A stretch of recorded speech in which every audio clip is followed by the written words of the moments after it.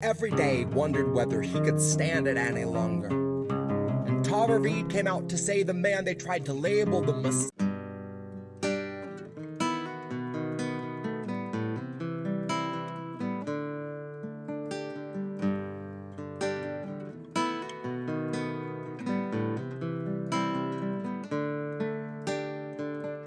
They'll gladly pay you by the hour for a minute or so, so you can sign off on the towers where they'll piss on your home.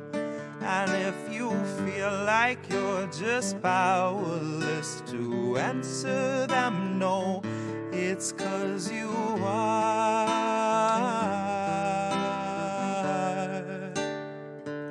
They'll gladly pay you by the hour for a minute or so, so you can sign off on the towers where they'll piss on your home.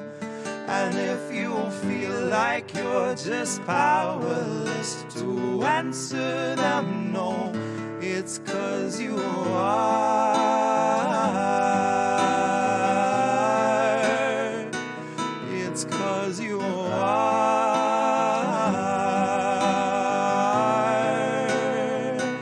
They'll gladly stagnate a living wage, snap the chains, bury it. Labor slaves in rusty cages dragged behind a chariot, led by Mr. Racial Jungle, Joseph or Iscariot, fighting over scraps as they barrage us all with variants and BuzzFeed clickbait, straight until we're paralyzed, trying to distract us from the concentration camps that Joe had swore he'd close but only chose to amplify, where they got 50-something kids in cages made for 5 to occupy. And no, she hasn't seen the camps, but Harris swears they're paradise. She tells us the facilities are safe, and that right down to the women, they are regularly sterilized. Then she throws her head back and she proceeds to laugh, that sort of heartless cackle you'd expect from someone working steadfastly on behalf of the virus and a Congress full of parasites. And where was I? I was busy cashing every blue check, demonstrating plainly all the narratives expected from the verified. I was busy breeding verbal leeches by the terabyte. Train them to exsanguinate the wealthy while they sleep at night. Bleed the oil barons dry and barren, say they showed us how to share and now we share alike. Tell them I contracted rabies from a feral mic. Now I'm just another species losing sleep to noise pollution and these glaring lights, forced to change its habits and adapt to just survive. But now it's safe to say that some of us are thriving in the moment, throwing shit on presidential homes beneath the Paris skies. So if you feel like you're just powerless, I guess you bought the lie. But I can tell they're petrified of our collective might, 'cause I can hear those gentrifiers weeping at the sight of our collective rights. And I only can imagine the intensifying fear of knowing revolution's near, and all that's left to do is simply wallow in the thick anticipation of a rabid bite. And baby, one day you can ask your leaders just what that was like before you grab a slice. So if you think you're powerless, allow me now to change your mind. Honey, if you think you're powerless, allow me now to change your mind. See, they'll pay you hourly, tax them each apart, and build a shining tower out of loopholes and cards, and tell you that you're powerless to keep you in the dark, because you aren't, because we aren't. You see, they'll pay you hourly, tax them each apart, and make you build a shining tower out of loopholes and cards, where they'll tell you that you're powerless to keep you in the dark, because you aren't, because we aren't.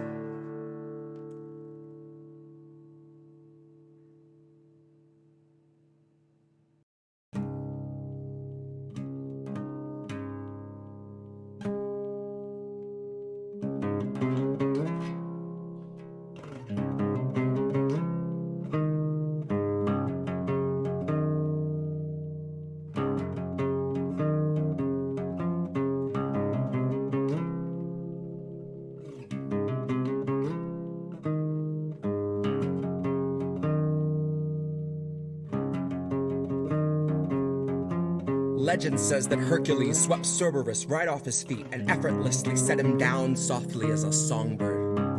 Atlas kept the world upon his back and every day wondered whether he could stand it any longer. And Tara Reade came out to say the man they tried to label the messiah of morality was really just another rapist. And I don't intend to hesitate when asked who was the stronger. Tara, like Assange, knew that carrying the truth would be the hardest labor. Tara knew that her assailant wasn't gonna make us any safer. And knew he's just the type of man to hand a decent foreign leader US printed walking papers. And knew he'd be relentless and aggressive in the war he'd wage upon her very character. That his attempts to weaken and degrade and embarrass her would be her only compensation. But I strongly doubt that anyone could ever have foreseen the stream of hate that came from quote-unquote progressives and the self-styled titans of survivor advocation.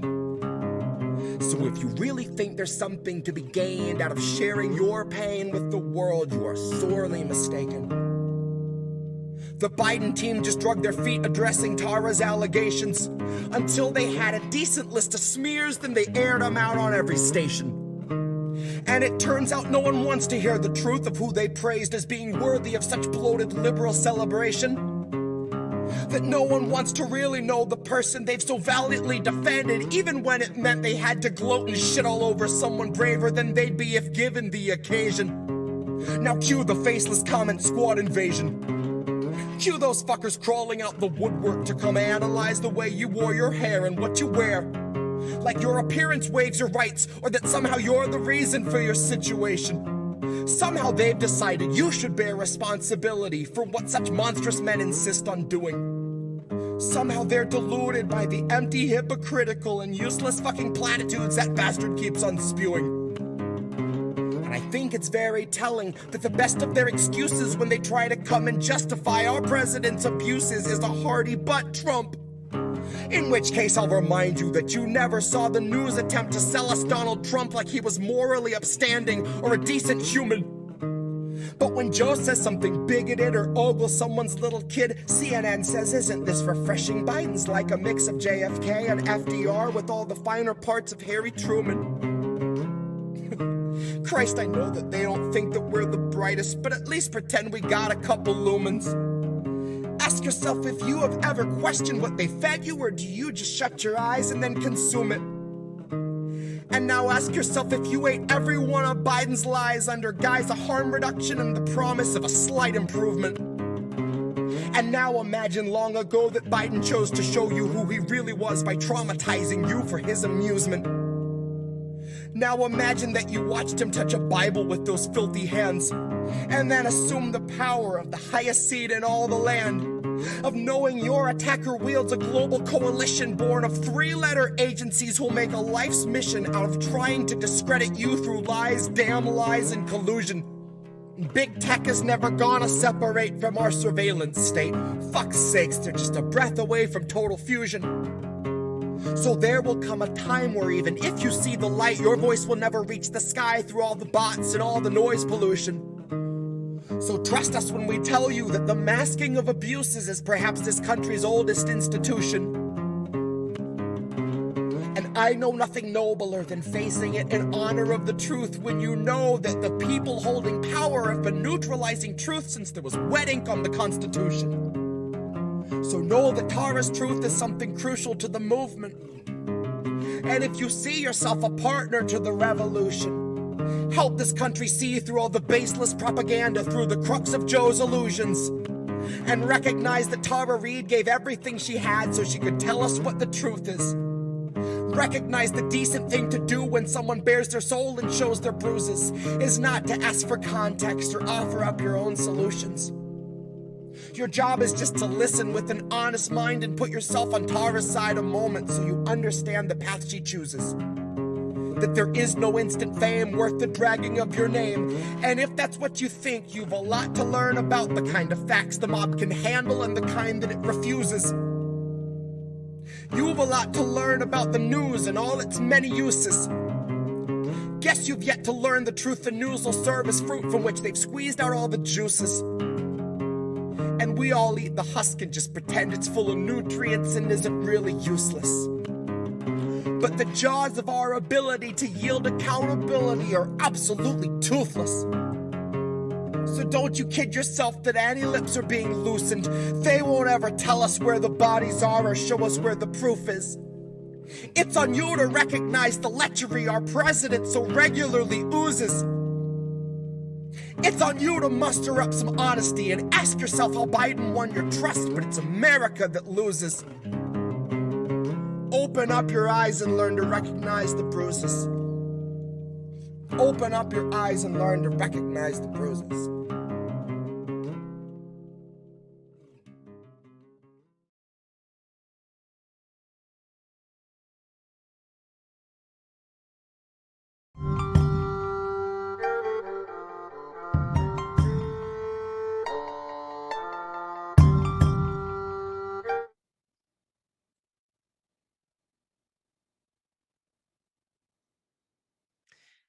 Hi, everyone. Welcome to the Politics of Survival. I'm your host, Tara Reade, and I have a really special guest tonight that I'm very excited. We have many things to talk about, so it's going to be a great discussion. So buckle up. I have the one and the only Craig Pasta Jardula from the Convo couch, and he is also known as Fee's sidekick. Hi, Pasta. Thank you, Tara. I appreciate that. At least you called me Fee's sidekick. You didn't call me Steve's sidekick from my morning show. So I appreciate that. Thank you. Yeah, and let's tell the audience about you have another show. You're kind of you're moonlighting from Fee from Convo Couch, right? Like, tell us about that show. Well, since I didn't get offered a job anywhere from any good networks, I had to start my own other show. Okay. And actually, to tell you the truth, I just, I've been wanting to do a morning show for a long time. Tara, I wanted to change my whole lifestyle. I was like a restaurant guy before I started doing this. So I lived nocturnal in the nights. And I said, one day I'd like to have, a morning show and have a morning style, life, a lifestyle of sorts, so I can get up early and feel productive. So when, the opportunity arose, Steve and I said we made the move to Vegas, and now we have a show right here in the studio called AMWakeUp, and we go Monday through Friday, 7 a.m. to 10 a.m. Pacific time, Vegas time, and just have an awesome time, get to really break stuff down, nuanced conversations, fun stuff, surface level stuff, deep stuff. It's funny, Tara, because I always thought that I would have the presenting job that Fee's doing, like anchoring, like back with the news, get my voice going, all energy, read the lines, hit it. And I thought Fee would have the show where she gets to be more analytical, but it's just the opposite. I get to have that show, and we still get to do the Convo couch, and she's wearing the suit. Yes. Yeah. I get to wear stuff like this. Yeah, I can wear me too. Yeah, I get to do whatever. Yeah. So let's talk some more smack about Fee. So she's in Moscow. Tara, you're gonna get me in trouble. I know, right? And I'm gonna right out the gate. Oh, wait. Before I do that, though, I want to go back to your show. So let's give it some proper for the audience so they can find it. Where can they find your show? The AMWakeUp show is mostly on Rockfin. We're now on Rumble. We do have a YouTube channel where we put clips up, but we've already gotten a strike right out the gate. Oh, no. Yeah, we put up a video of Alex Stein, who he came on our show in the morning show on Rockfin only, and he talked about the jab and whatnot. So it got him in a little bit of a trouble, us in trouble. So we got taken down. Yeah. Bummer. Yeah. Well, in the penalty remember box. when I think it was Matt Taibbi that said a few months ago, we're not even allowed to have the conversation. So there you have it. We're not. We still can't say certain words. So yeah. It's Orwell's prediction in Animal Farm, right? Like what Noam Chomsky was just pointing out. He was just pointing that out, that although I wish he would be a little more, I don't know, he's now speaking out against the proxy war against Russia and Ukraine, but before he was kind of not as much. So I don't know. Noam Chomsky's got some old takes that I like. I love the term manufacturing consent, but he was even kind of crazy on this whole situation too that we can't talk about. So oh yeah, I know the situation that gets everyone deplatformed and demonetized. Whatever. Well, okay. So I was going to bring up something else that's controversial that, so right out the gate, Let's it's a do it. huge controversy that your partner Fee started up, like your co-host there on Convo Couch started up. So I'm going to ask you what your opinion is for everyone who's listening. So everyone buckle up. What do you think? Why is there a controversy about Chicago and New York pizza? Which is better? Now, Fee has gone and said, because she's in Russia, she's gone and said, I guess because she's now a Kremlin stooge, right? She said Moscow has the best pizza. What's Yeah. your take? Well, we know Moscow's pizza is not as good as New York pizzas. And you know, Tara, sometimes when your partner says something, and even if you don't agree with it, you got to stick by her because that's what you Right. have to do as a teammate. There Well, I you have it. still stick by her because I agree with her that Yeah. New York pizza is way better than Chicago pizza. Now, I haven't witnessed Moscow pizza, but what I heard, they're emulating New York pizza, and New York pizza is actual pizza. Unfortunately, Kit, I'm sorry, Chicago pizza is more like a casserole. You'll lose. Sorry, Kit. Sorry. Sorry. It is. Sorry. You know what? Now that I'm gonna flip flop on my previous and say, kind of, yeah, it is like a casserole, and you would know because you're actually, kind of chef's. I mean, you worked in the restaurant business, so Oh, yeah. right? Well, I am a chef, but in the restaurant business, I was actually a service specialist. My last job when I met Fiorella, I was a training coordinator. So I would train all the waiters, the bartenders, everybody in the front of the house, how to act, how to give great service. But I started in the kitchen with my father. And Fee can tell you, as we lived together for many years, as we were doing the Convo Couch, I was the chef of the house. So I cooked all the time. So yeah, I would know better than Kit when it comes to New York pizza versus Chicago pizza. Absolutely, Tara. There you have it. There you have it. All right. Well, we'll have to get into a deep dive into the toppings some other time.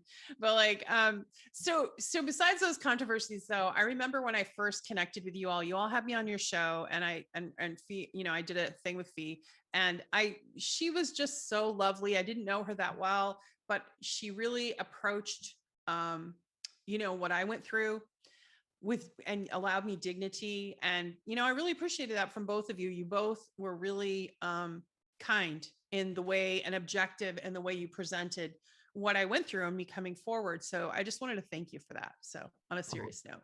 No problem. At the end of the day, I mean, that we have to open up, we have to listen, we have to be understanding, and just do the best we can, and being supportive. So, no doubt, Tara. And like I said before the show, I also found this other side from the first article you wrote from RT. Like there was this whole other, wow, like, what I'm saying? Like, you heard Tara Reade's name. There was a lot of controversial there and people were saying this and that.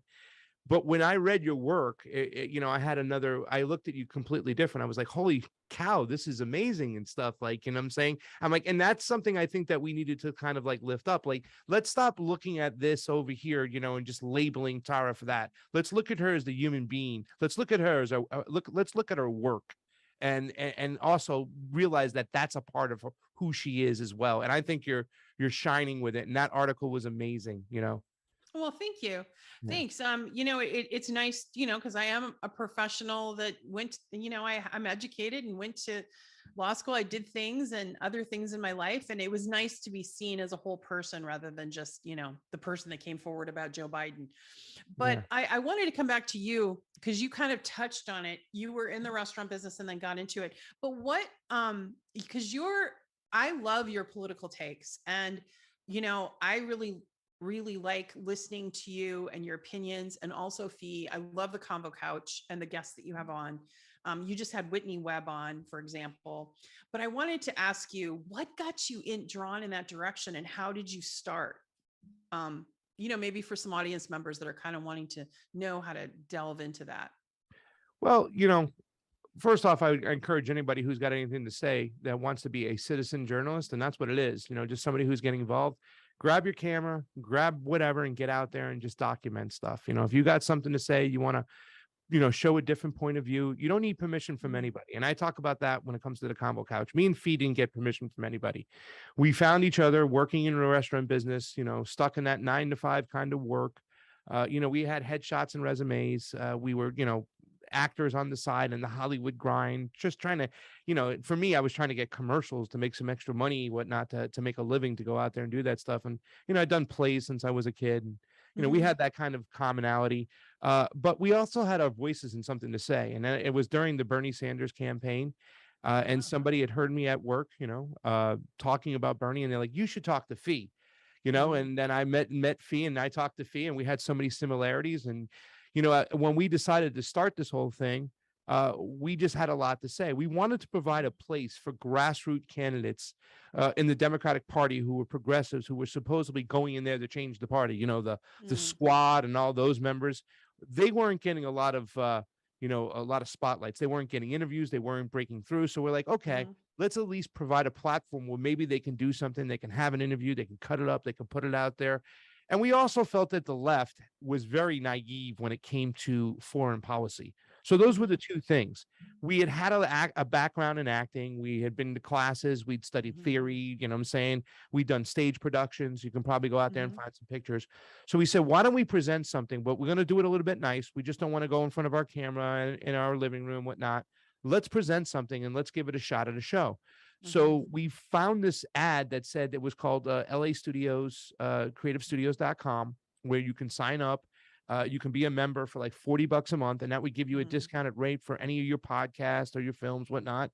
And the first eight episodes, we did one episode a week on Mondays for literally 8 weeks, and that started off the Convo couch. And the next move we made was to move into a household together where I'd been living with Ron Pacone, who I met at a Jimmy Dore show. I was transferring from Studio City to Pasadena, and literally Ron had been my Facebook friend for a week, and he put up there, anybody looking to move to Pasadena? As I'm driving to Pasadena to go meet the owner at the new restaurant I was going to be working at. And next thing you know, I'm living with Ron, and then Ron is moving out and Fee is moving in, and we have a studio in the basement, and Fee's brother came to visit, Johnny Tsunami, and we started doing the show 3 times a week because now we were living in the space we were working. And it just snowballed into what we have today. I would never imagine, Tara, that I'd be here talking to you. I wouldn't never imagine that I would be talking to Whitney Webb or Dr. McCullough, who was just on my show. It's just like, it sometimes it's surreal because it's like, holy cow. I had an impulse, a wish, a desire, a need to do something, a fire burning that says, the media is full of what, let's get out there and let's be the media ourselves. And here I am talking to you tonight. That's fantastic. What a great story. And, and there's a learning curve to putting together something like this. I mean, I couldn't do it without the help of Indy and Reade from INN, from Independent News Network. And they're lifting up a lot of content creators. As you know, I'm pretty suppressed, and my content was pulled down from Spotify. And like anytime I would post up, they would pull it down from Google and from all those places. So luckily now I kind of have this, I'm in this kind of group, and I'm still suppressed, but I'm not censored as badly, I don't think. Yeah. Well, suppressed is just, and I think that they're shadow banning, the craziness out of you. The other day I was like, Mom, I'm going on Tara Reade. And she's like, who's Tara Reade? I'm like, how do you not know who Tara Reade is? And our bubble, it's like everybody knows Tara Reade. It's like, it's the definition of hypocrisy of the guy who's in the White House. You know what I'm saying? It's like, it's the hypocrisy of believe women, Mom. You don't know who Tara Reade is? And then I explained to her, she says, well, why don't they talk about her and stuff on the news and stuff? I'm like, Mom, because she's censored. I mean, and my mom now understands the relationship of Big Tech and the government. They're one and the same now. She understands that, being a Trumper. But when she found out who you were, she was so pissed because she's like, how come they suppress this information? Like, she's having a hard time seeing where we're at today, believing where we're at today with the censorship. She just doesn't, she's like, this is not America. And, seeing it is crazy today, what you have to go through just because your name is Tara Reade. Yeah, I mean, it's censored in Facebook, like you can't, like it was strongly. But let's talk about censorship for a minute, because like I'm sort of a microcosm of a macrocosm of a lot of censorship that's happening on a huge level, on a global level, and mostly with the Western hemisphere, to protect the Western hemisphere, and to protect that narrative that they want this proxy war, right? The US against Russia using Ukraine. So tell me have you been deplatformed or demonetized like some of the other like gray zone, like like so many journalists, like off the top of my head, there's like 10 or 12. Jackson Hinkle's another one that's being censored, deplatformed, banned. Has that happened to Convo Couch at all, or you? Oh yeah. We've been deplatformed, we've been demonetized on YouTube, and it was all on the same day. It was the day after AOC had wrote her letter to tell people to report them, to bully them. The very next day, the Convo Couch, Mikasa Sukasa, my brother Nico House, who I love so much, Frank Analysis, actually, what's his name? Graham Elwood, right? And a couple other people. I can't remember the other two. And I think they let the other two back. We're all demonetized on the same day at the same time, taken down. So now it's 20 plus months. Jackson Hinkle's just started going through this. We've been going through this for a while. Now, for us, it's a little interesting, Tara, because for us, the Convo Couch, it was because of elections. You know what I'm saying? Leftist, based leftists, common sense leftists, whatever you want to call us today, because I know we're going to talk about how crappy the leftists in America are. They're not even left. Talking about elections and talking about the framework. And, we've created our own lane. That another part of the whole Convo Couch 5-year story is the fact that we own this lane where we go to international countries and observe elections and come back and speak about them. On those elections observing are mostly anti-imperialists, which are cool. You know what I'm saying? They're talking about the socioeconomic disasters of their country, the indigenous people who are suffering, but they don't look and scrutinize the elections like we do. The Convo Couch showed up. There was a small group of the people who did, like Terry Matson from Code Pink. And we really own this lane of going out there and showing people, hey, man, one of the biggest scams we have. Oh, we're on YouTube. I got to talk. I'll stop. No, we talk about elections. No. You go ahead. Don't worry about it. I'm on Rockfin and Rumble. So we're on a bunch of different. So if my YouTube bad. goes down, whatever. I'm not even monetized. So whatever. Okay. But, we go and talk about elections and we tell people the elections here in the United States, this is ridiculous. Weeks of voting, which you think might be more accessible, but it's more ways to cheat an election. You can't do that. There's no security in elections. There's no chain of custody. You don't know where these ballots are coming from, where they're being printed from. The whole system is FUBAR. And to be honest with you, if you allow this system to go, progressives, it's going to screw you more. Can't you already see it screwed Bernie twice? Like, we can mathematically show you where Bernie got screwed, and yet you want to still go along with this? This is for our benefits. If we want the grassroots to ever succeed, and we see this in other countries, Tara, when we go to Colombia and Nicaragua and Honduras, the number one issue is national sovereignty. Those people want the right to choose what they want to do in their own country without the West boot on their neck. That's the number one issue. And the number one way to achieve national sovereignty is through free, fair, clear, and transparent elections. And it can be done because we see it done on one day with results that night, expedient as can be, in all these third world countries. And you actually were in mainstream media when you went to Nicaragua. Remember, I read an article and it wasn't unfavorable. They talked about, it was actually it just kind of covered that you went there and it could have been better, but but I was reading some of, so you got known for that, for going and doing that, boots on the ground. Yeah. Business Insider. Yeah, they weren't totally fair. They were a little slighted. A different article. It wasn't article. like a hit piece, but it was Business Insider's tricky. They've done hit pieces on me or not so hit pieces, and then they've done some actually good pieces on me. So it really depends on the journalist that's working on it, doesn't it? Yeah. Okay. Yeah, I remember that interview, and that did kind of spawn us off. Of course, Fiorella, who has just got such a powerhouse, 80,000 followers on Twitter. She's just a huge megaphone for it, and it's amazing too. She went to Peru by herself to go cover that election because that's where she's originally from. But, and then, Johnny Tsunami, who did this amazing work on the California elections, just exposing so much stuff, was Johnny on the spot, literally.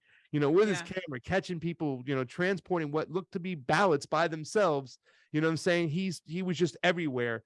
So, I have an amazing team when it comes to that. And I'm glad we own that lane. To me, like I said, the best way for a country to obtain national sovereignty, and that's here too, is through fair elections. That's the way to turn these things.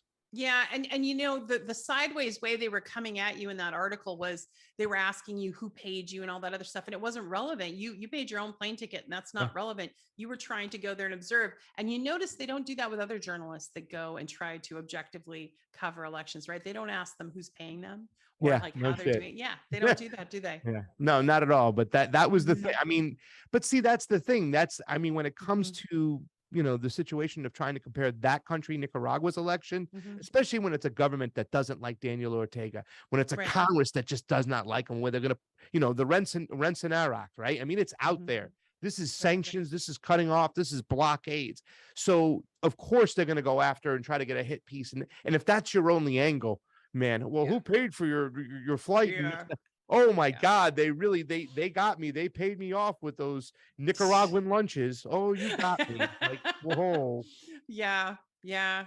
I mean, it was transparent. Like if you're critically reading some of these articles, it's transparent now how they try to angle in the hits, right? Oh yeah. Yeah. And it's amazing too, So Tara. When you go there, I just want to say, when you go there and yep. you get in the room with these election officials, they Mhm. sit there and we call ourselves election scrutinizers. We Right. scrutinize it and they answer all the questions. Sorry to cut you off. I just wanted to tell you about that. No, it's really fascinating. Keep going with that. What was it compared to US elections? What was your biggest takeaway from all of those travels and that experience as Well, you look back now? the US, and I can speak the last time we had the general election, I was in California. So that's where I concentrated a lot of my efforts when it came to the elections. I did go to New Hampshire. Fiorella did go to Vegas. I did go to Florida. We did go to different areas to make sure we actually covered those were the primaries. We covered the general election. We were actually here in Vegas when we were still living in California, and we did a big special on it. But my experience is when you're running around, especially in LA, and I'm trying to get answers, you don't always get the answers. You get a lot of times, we'll get back to you. Let me give you my card. Jeff Klein, who was Dean Logan's assistant, and he ran the LA office, came out to a Bernie Sanders group to answer questions. And he was able to answer a lot of the softball questions that were coming in the beginning. But then we got to the segment where Fiorella and I got to ask questions, and we didn't get answers. Like, for instance, you're out there, Mr. Klein, your office is saying that we have an open source system for our counting machines, our tabulation machines. He goes, yes, we have an open source system. Great. Where's the code? Well, Right. we don't have the code. What do you mean? You just said it was open source. Yeah, but we don't have the code. Let me give you my business card and I'll get back to you right now. Okay. All right. How many people transport the ballots when they get picked up from the mail room? How does that work? Who hires that staff? Can you tell me the process? I don't have the answers for you. Here's my card. Let me get back to you. Right. And we would all the time, and we would try to catch them. Like, you just said it's an open source system, but you're not giving anybody the source code. And still to this day in this election, they aren't giving anybody the source code, but yet they're still claiming it's an open source system. They're just not sharing the code. That's an oxymoron. But when you go to Nicaragua, every single question, boom, answer, boom, answer. And that was a whole thing too as well. They were like, well, who translated for you when you went to Nicaragua? I'm like, my Latin business partner over here, Fiorella, she was born in Peru. Would you like to hear her speak Spanish? Oh, no. You know what I'm saying? So when I'm in those rooms, that's another thing too as well. And in Honduras, I mean, we have these amazing moments, where after the press conferences, and that's something we did in Nicaragua. We actually joined the government. We were there on the behest of the government with all the international observers. So they had a press conference at the end. When we went to Honduras, the only way we were able to catch a ride, thanks to Max Blumenthal and Wyatt Reade, those people out there. Yes, Wyatt Reade. Yeah. Wyatt Reade is my boy. I love you, Wyatt. Yes, I love him too. He was just on the show. Yeah. And I'd love to have Max. He's great. Yeah. Yeah. We were able to go with the Libre party. So when the Libre party was done on election day, they kind of scattered on out. We threw our own press conference ourselves. We put it together, and so many channels showed up. Local news showed up. It was amazing and stuff. And we have these moments where Fiorella will translate for me for the interviews, and they always want to talk to the white guy in those countries. Like, let's talk to the white guy here about these. They want to get my perspective on what I saw. So we have these amazing moments, and when we have in every single situation, whether it be Peru, Honduras, Nicaragua, Colombia, we have these moments before the elections where we get to go see these election officials. We have our credentials, and we get to ask them everything. And sometimes we get other people in the room who are with us angry, like in Nicaragua. I was asking so many questions. One of the other observers like, can you stop asking questions? I want to go eat dinner. And I'm like, no, I got about 5 or 6 questions more. But we really scrutinize. And here's the thing. They've been working on these elections for so long that they're ready. And the public is engaged. They are so engaged because we don't just talk to the people in the elections, Tara. We talk to waiters, taxi drivers. We go into the malls. We go out. We talk to the people and we ask them their opinions too as well. They are engaged. They are knowledgeable. We need to get there in this country. And also participation rate is through the roof in these countries. We need to do that back here in the States. Well, I mean, you know, I've talked to people who have kind of are fed up and they're like done with electoral, you know, they just feel like it's rigged and it's not to be fixed in any time soon. So it's kind of refreshing to hear a different take that, yeah, that's the most important thing to focus on and to make it right. So coming to that point, I wanted to ask you 2 things. How do you feel about the upcoming November midterms that are coming and all of that? And but this is the first part of the question I want to ask you, to go back to earlier when you talked about the squad. When did you realize that AOC wasn't for real and the squad was just a PR scam, basically? When did it hit? And that, I mean, I'm kind of setting this up like I'm giving my opinion, but when did you kind of break away from the squad thinking that they were actually an answer to a question for US? So which one do you want me to answer first? This election? The first one, the squad. All right. Okay. So this election, I'm still nervous because we're still in a bad spot overall when it comes to elections. Yes, I mean, what the Biden administration is trying to do with some of these new laws coming out in Georgia. I don't know if you know what happened, Tara, but they took away the All-Star game from Georgia because of the election law they passed in the state. They literally took away the All-Star game, the baseball All-Star game, which is, you know, Atlanta. There's a lot of poor people there. There's a lot of middle-class businesses struggling. They would have made so much money if the All-Star game comes to town. I mean, literally 100,000 people there just to go watch that game and be in that area. You know what I'm saying? Just an influx of money in hotels, restaurants, the whole 9 yards. But he punished them, you know, along with his little regime, and they moved the game to a more affluent area in Colorado. That's because Atlanta had changed these laws to make it harder to cheat, not harder to vote. The moves they have, the pushback against elections is really just they're kind of tickling the heart. And since we're going to talk about the squad, this is kind of crazy too as well. The same people who follow the squad, they're tickling the heart and the compassion emotion of the progressives, saying, hey man, they're making it harder to vote. They're making it this is a racist thing. They're making it harder for people of color to vote. This is ridiculous. They're not letting them have water, any of this stuff. I mean, they're really muddying the waters. The truth of the matter is this affects the grassroots people more than anything, these laws and stuff.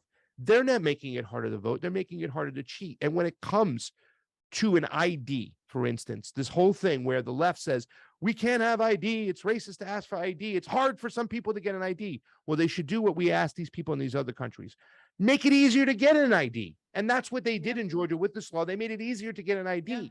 I'm sorry, but the only way we can have a secure election if people show up at their designated location with an ID to vote, and it's expedient, and there's public counting. That's the way it's got to be done. I understand people think it's bad when you ask for ID, but it's not the truth. If they do it in a third world country, and that's the thing, in these countries, which they're way more leftist, they push for more identification laws. They even have a thumbprint identifications from like diagnostics machines. They come in there because they know that it's harder to cheat if they can't create votes out of nowhere. That's the ruling class. So that's why they're so hard, and they push for these identification laws. In fact, in Nicaragua and Honduras, they mark your finger in black ink after you're done voting, so you can only vote once. No drop boxes, no mail-in voting. If you're elder and you're handicapped, you can cut the line. I've seen pictures of them carrying a wheelchair upstairs for a lady to vote. They take their voting serious over there. And I am still concerned about the election coming up because things are just as bad. Ballot harvesting is still legal in half the states. There's still drop boxes out in the middle of nowhere. They're still sending out ballots to everybody in the mail-in rolls with those rolls haven't been cleaned. You know, people move, they leave them on there. It's really, really bad. So there's no chain of custody in our elections. In fact, it's worse. Some states have tightened it up and they're looking for it now. You know what I'm saying? But I'm not confident with this election. And I think people will pay more attention to 2024 because it's the big ticket. A lot of people tend to not only pay Yeah, attention. they tend to ignore the midterms, but this midterm's big. It's an important one. It will decide whether the House and the Senate turn over, right? Yeah.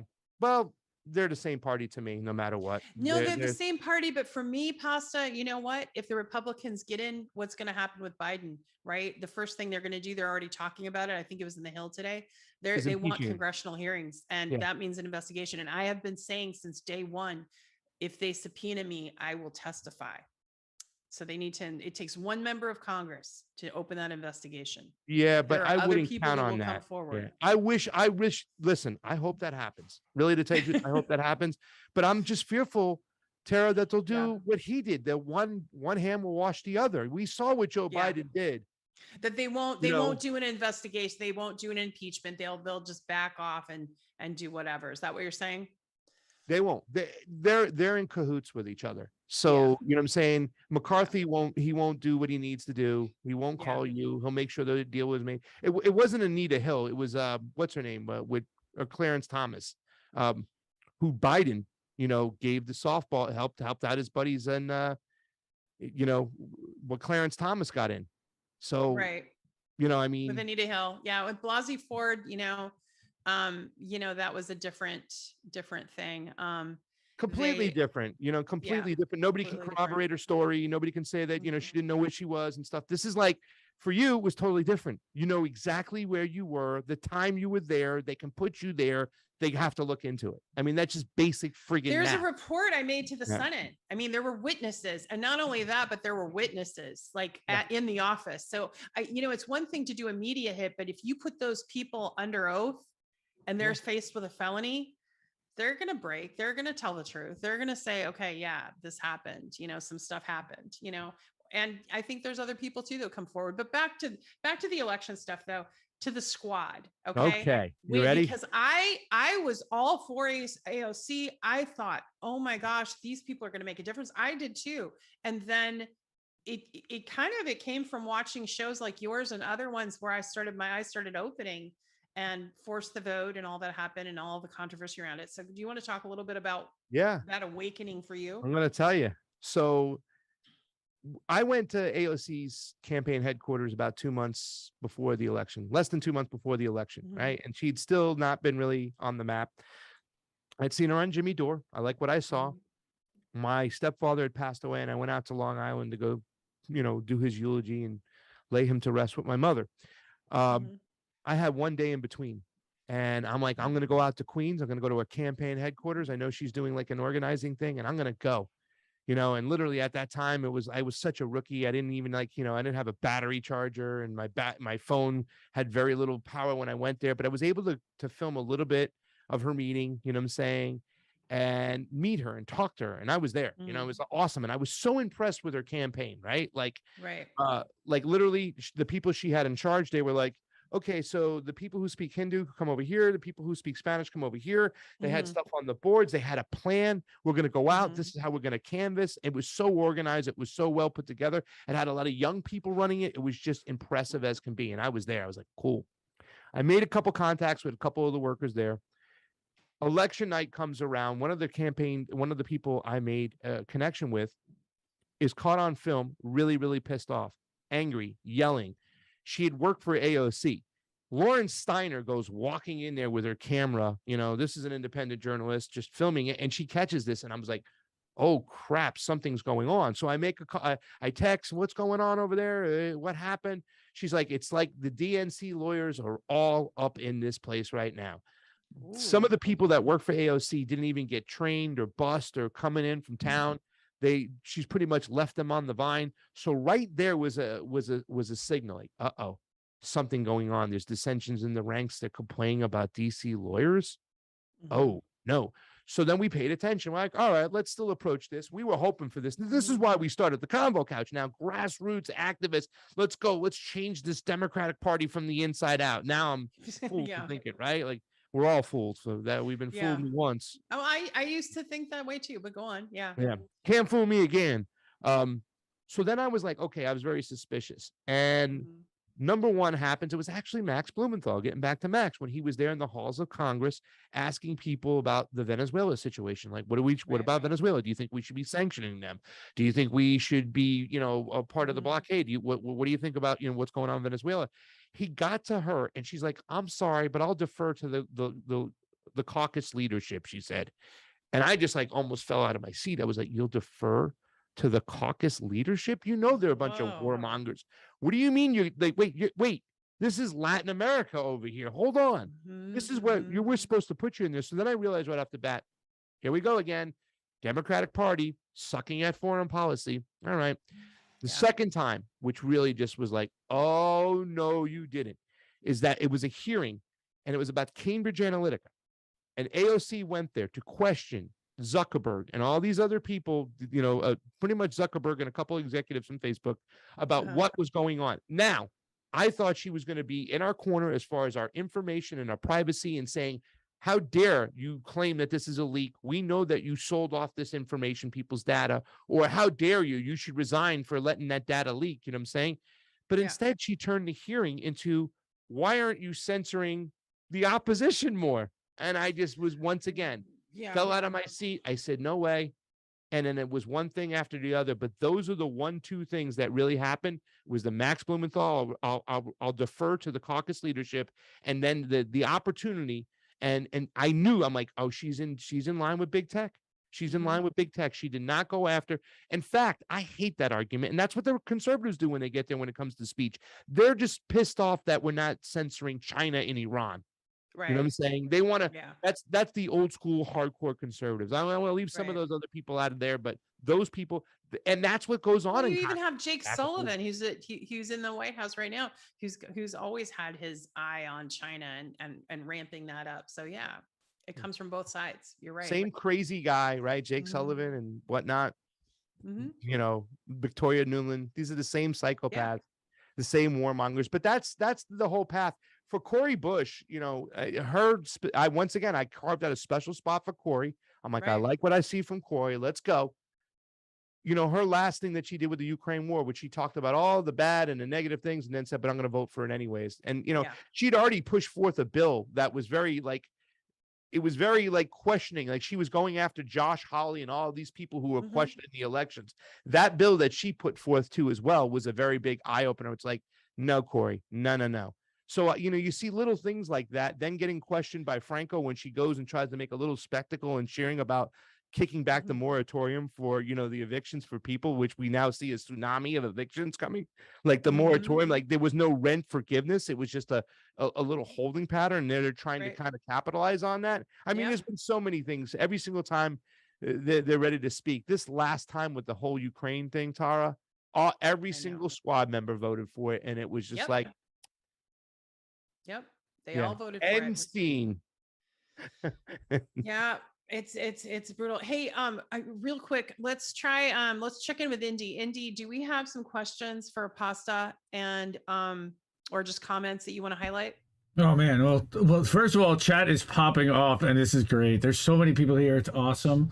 Awesome. Hi everybody, this is Indy. I'm the disembodied voice that's speaking over everybody and actually running the board behind everyone. He's the creator of INN, Independent News Network. Indie News Network, that's right. Everybody check out Indie News Network. And if you're watching, you better hit like and just subscribe, please. That's right. Share this everywhere. We got Nick from Socialist MMA from RBN is in the house. Hi Nick, welcome. We've got Uncle Warren Extra Booyah is here. Uncle Warren. Yay. Uncle Warren is here to say hello. I figured you'd be happy. Of course, Big Bad Crab is here.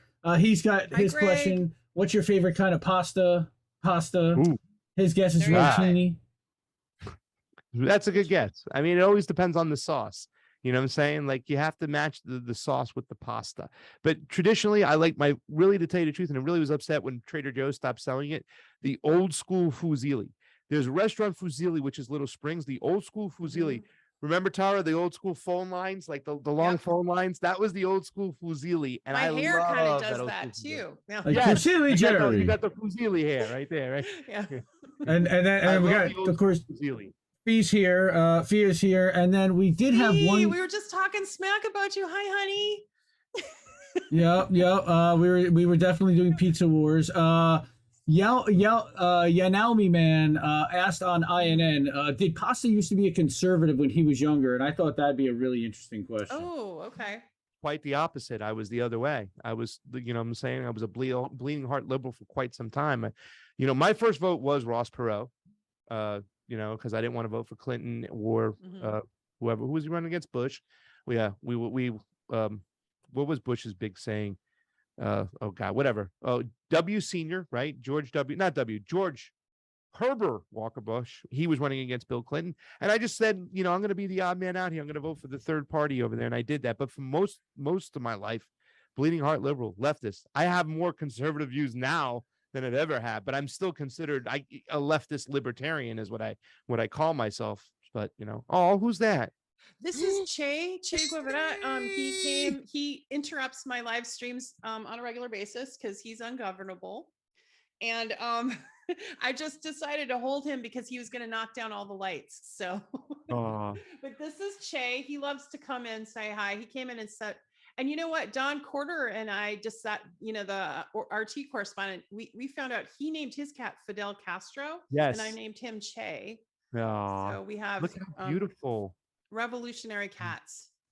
And right. I don't know if you know this, Tara, but I'm a newspaper guy, just like Fidel Castro was, right? So I love to grab I'm 61% Southern Italian, and I'm a newspaper guy. And I love to if you want to see the propaganda that's out there, read the newspaper. There you have the propaganda, what they're trying to push.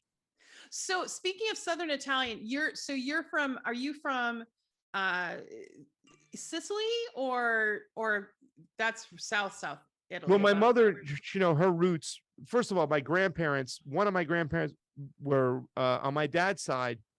My dad's dad was Italian, but my dad's grandfather was born in Italy.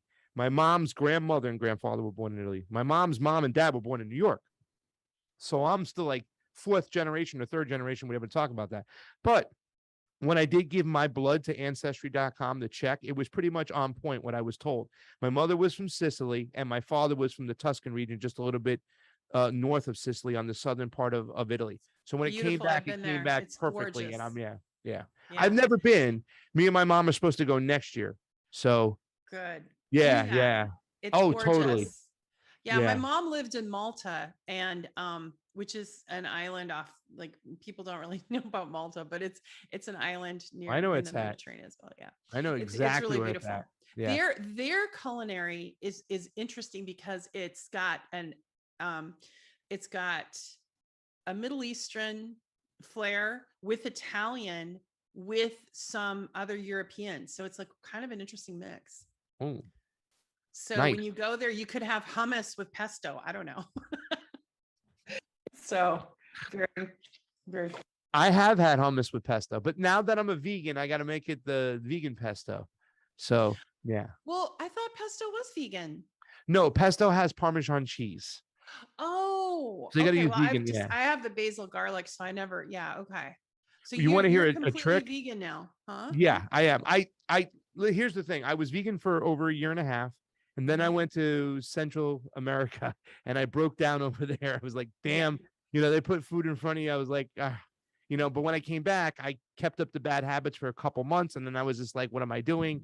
I'm a vegan. It's one of the best decisions I've ever made. So now I'm back on like 3 months of being vegan again, losing a ton of weight, intermittent fasting.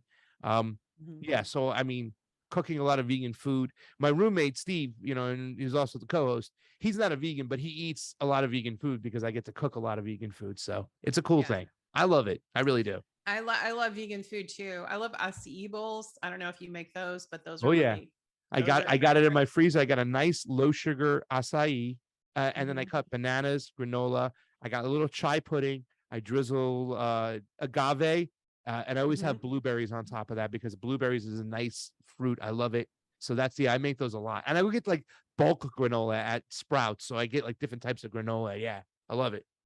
Yeah, that's like the best. People that you know what? There was a place I went to, a coffee place, and I wanted to get one. You know how much they're charging now? At least around in the Pacific Northwest, $15. And this is just a coffee shop. It's not like a fancy. They're over here too. We have like an acai bowl place, Tara. Like literally, that has it, and they have like a recipe. You can do the kiwi and whatnot, and they're like $14. And I'm like, dude, Like I just went and got everything myself and I make it myself. You can make it for $5 yourself. Well, theoretically, I don't know. It could be cheaper if you buy it in bulk. Yeah. You know? Yeah. Much better. Yeah. So back to pasta and all that kind of stuff. So you cook a lot. So with pasta, have you kind of cut that out of your diet? Are you doing more like quinoa and stuff like that? You know, I got some sweet potato pasta, some brown rice pasta, but that's the thing. I am eating very low carb. You know what I'm saying? I buy the keto bread. I'm trying not to have as many processed foods because the first time veganism, a lot of processed foods, not this time. Like I don't think I've had maybe one, what do you call those? Bill Gates burgers, the impossible ones, maybe one Beyond, maybe 2 burgers total in 90 days. When I first started, I was doing that shit all the time. Excuse my French. I was doing, all the Bill Gates. It's too much processed food. Every morning I was having the vegan sausage and stuff. Now I try to go easy with that. But when it comes to my pasta on Sundays, I don't care. I made an angel hair arrabbiata the other day. And I got beautiful red peppers, lemon zest. I caramelized the onions and the garlic with a little vodka. I used beautiful San Marzano plum tomatoes, and I had fresh basil on the side. And I bought my regular angel hair. I'm sorry. I was like, I'm going to do my pasta at least once, twice a week.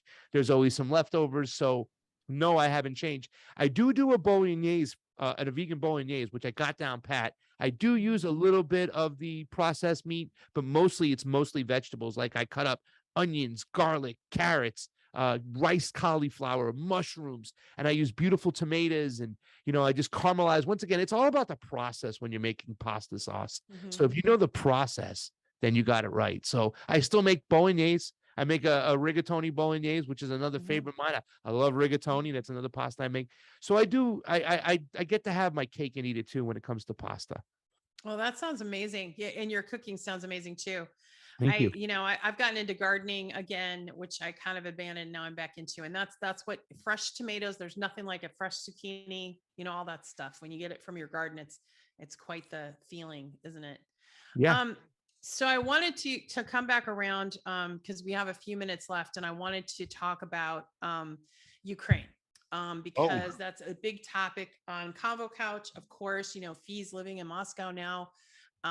And is hearing more a balanced view because we're only getting, on the West, we're just getting a siphoned, like a pinhole view that's inaccurate. So let's talk about this proxy war, because right after Daria Dugina was assassinated, and the FSB has said that it was the Ukraine SBU that did it. 2 days later, Joe Biden's administration gave $3 billion more in weapons to Ukraine. So where do you think this is going to end? And where are we going? Because a lot of people are talking about the danger of nuclear war. I mean, what are your thoughts on this right now in the current moment, the way things are looking? Well, we have the second part of the saga coming right now. Tara, the other day when I was just yesterday, or was it this morning? When I heard that was $1.1 billion in weapons now going to Taiwan for the United States. Yes. That too. I was like, this has to be theater. Like, are they just joshing us here? How stupid can the Americans be, or whoever's controlling the American Congress, if they're not making the decision? How stupid could they be? But at the end of the day, I know the plan here at home is that they want us all divided. They want us fighting each other. So maybe they want to emulate that throughout nation states and pretend like, there's a serious threat or there's a serious problem. It's crazy, because we did a film the other day, a show the other day. It's the U.S. foreign policy is bringing us closer to World War III. And if you listen to the 2 ships that went through the Taiwan Strait, you can hear the servicemen for the Chinese telling them, pull back. Get out of the waters. You're in, Chinese waters. And they're like, we're in international space. We're allowed to be here. It's international waters. And since it's international waters, we'll do what we want to do, America. And that's go rub our, what in your nose. So this is really scary right here. I don't know what is playing out in front of us. But the thing I'm waiting for is for the people in America to say enough is enough. Okay, stop this. What are you guys? I mean, it's like they're playing Russian roulette with our brains, right? No pun intended. Yeah. I mean, it's the Russophobia and the bigotry and the xenophobia towards China and other nations is off the charts. It's unbelievable. Yeah, it's crazy. Yeah. The propaganda, and it's straight propaganda that the mainstream media and the government are giving you. It's like the same act over and over again. The other day, I believe it was a writer for the New Yorker and an NPR person. They were together and they were literally pretty much got caught on film, audio, talking about trying to make this comparison to Russia being communist and Putin being communist. Well, neither one is the truth. You know what I'm saying? It's a very conservative nation. They're not communist, and Putin is not a communist. No. You know what I'm saying? But they know that the people, the voters in the United States are so low informed that they can sell that to a big chunk of the people out there, and they'll buy it. You talk like to a lot of people. McCarthyism 2.0, right? Yeah. So the neo-McCarthyism. Yeah, that's amazing that people don't remember that, that Russia's not communist, it's capitalist. And I think, what I love about the fact that you and Fee have been talking about this is Fee's been giving the perspective from Moscow, saying, talking about how they like their luxury stores from the Western European market, that they're very capitalist, Oh, yeah. Especially Moscow. At the beginning point of it, right? We're at the end point of capitalism. We're at the decline. They're at the beginning, and we'll see if they start getting monopolies, then they'll go in the same direction that the United States has gone, where you have very few people owning most of the wealth of the nation. Yeah. And the workers suffering again. Well, they do have this quasi kind of socialist kind of government too, right? They have universal health care and their education system. So I mean, so they have kind of like the thing about it is that I think you can keep a lot of the population at bay and happy if they give them a few things. Maybe the United States government should learn this, healthcare, education. I mean, I know we have certain issues right now. Like, I don't want our government controlling our healthcare. I don't want our government telling me what to do whatsoever. So there are questions there, and there are solutions to come up with, maybe a funding mechanism or whatnot. But it seems that if you give your citizens a few things that are, that we take for granted, right? Right. Maybe they might just be a little bit more in line to have things work out. But it's going to be interesting to see what happens over there. I don't know. It's going to be interesting. Well, I mean, I think we're at a point where the tension is built to the point where there's this obviously the West wants a long drawn out war in Ukraine, right? They want this proxy war against Russia to go on. And I think, recently someone spoke out of turn, I think publicly from the West, and said to the last Ukrainian, and that's true. They're going to fight to the last Ukrainian, right? And that's tragic. And it's horrible because the reality of that is that country, even like right now, if everything was to stop and there was peace, right? The country is half of it is broken and owned by the West, right? And I think big swaths of land have been bought by Monsanto and other huge Western corporations. Yeah. And then you have the other half, that's that wants to align with Russia. So you have like the Donbass region that have been suffering, and 14,000 people died. So I think a lot of Americans don't realize that this war started 8 years ago, and that's been the confusion. They don't understand all the Russian nationals that have died, and that this actually was, provoked by the West and NATO. Yeah. Well, that shows you even too with like, Brianna Joy Gray had on Matt Duss on the show. This is a progressive. This is supposed to be the leftist, most anti-war, group out there in America when it comes to politics, right? Is Bernie's foreign policy advisor. He's sitting there going, well, when Russia invaded in 2014, it's like they controlled so much of the media. They suppressed any information getting out there. I learned so much from watching RT. I was watching Crosstalk with Mark Sloboda on it, and Peter Lavelle. I learned so much, and I was like, whoa, none of this is being talked about on the TV. Instead, it's propaganda. So that's why a lot of people don't know about 2014, and that's our job, to educate them there. Well, and people can go to Ukraine on Fire. I just had Igor on my show, Lepotinek, the director who works with Oliver Stone. He talked, and we were talking, and I wanted to get your view on this, Pasta.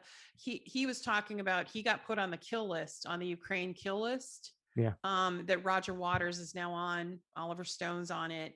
I think, Tulsi Gabbard's on it, right? Yes. Yeah. Couple people. Someone rumored that I'm on one of the lists, either the blacklist. There's two. There's the blacklist, which is more media stuff, and then there's the kill list, which is very dangerous because people have been killed that are on that list. But you're seeing nothing in the Western media. What do you think about that? Do you think there's going to be a breakthrough? Are they finally going to talk about it in Western media, or is it just going to keep, submerged like this? I don't know. God, man, like You're it's talking so about scary. it. Yeah, Eva is on that list, right? Eva Bartlett's Bartlett. on that. I Mhm. mean, and it just, she's out there on the front line. She was in Ukraine Mhm. and everything. It's scary.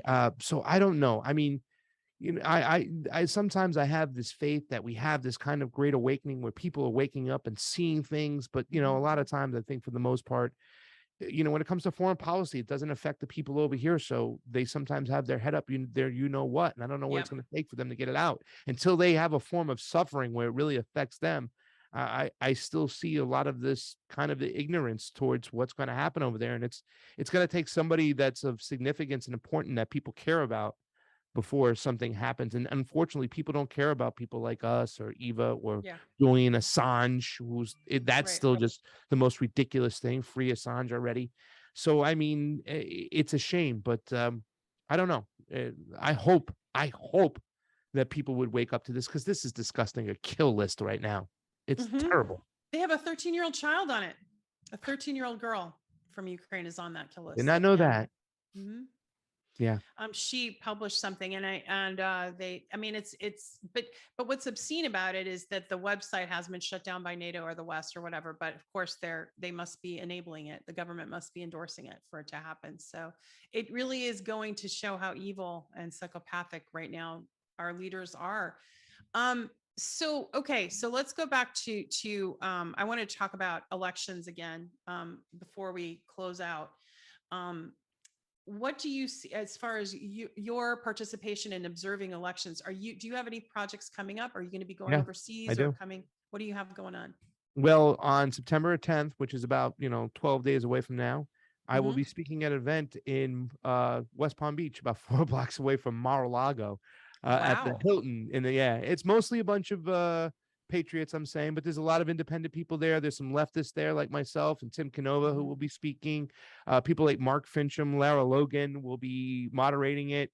But you know me, I love these opportunities to go in there and talk, because there are some myths that a lot of the conservatives carry with them when it comes to elections. Number one, that illegal immigrants sway an election. That's just simply not true. And I explained to them how that's not true. And I also get to point out that it's not Dominion that's a bad guy. It's the system and proprietary software. So I love to get those opportunities when I get in a room with a bunch of conservatives and get to speak about elections. So I have that coming up on September 10th.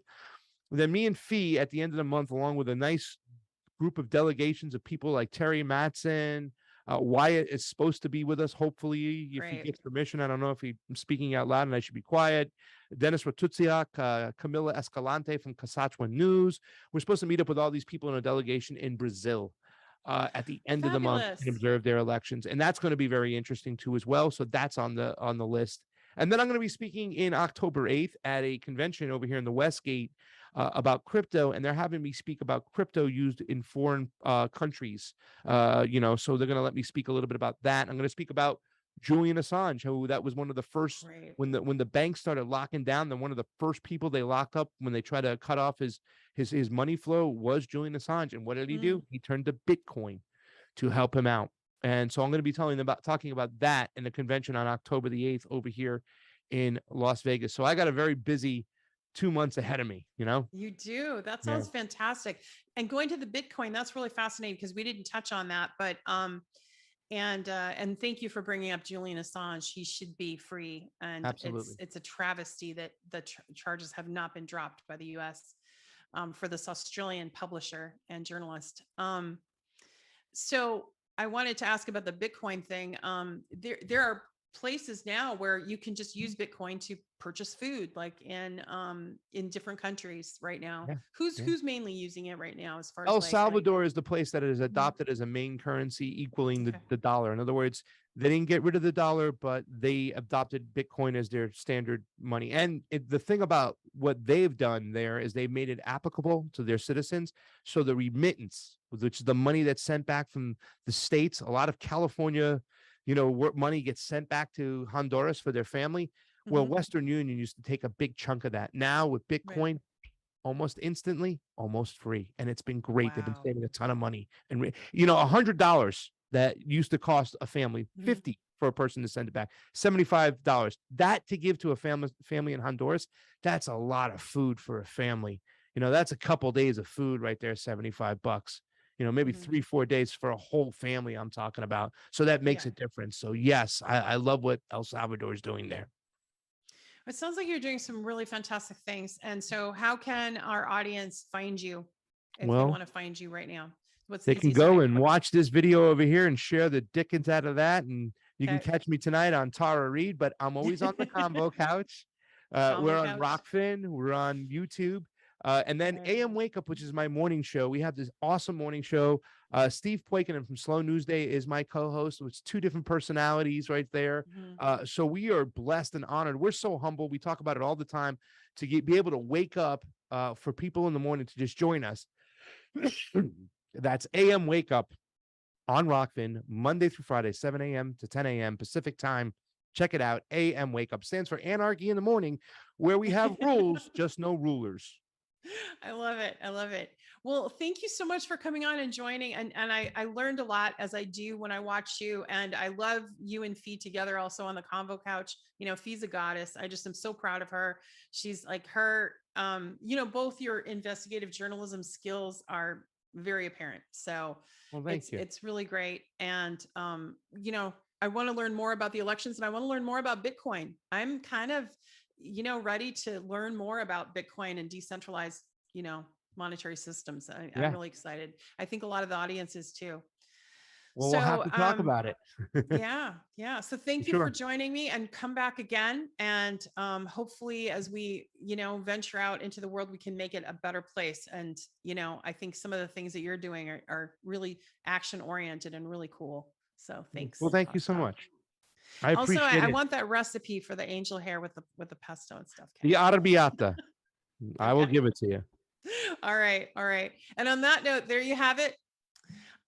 Thank you everyone for tuning in, and we will be having a special show on Thursday. Well, we will have Fiorella Isabel live from Moscow, talking about what it's like for an American to be in Moscow. And she is amazing, as is Pasta. And thank you so much again. And thanks everyone for tuning in. We'll see you next time. Take care. Thank you.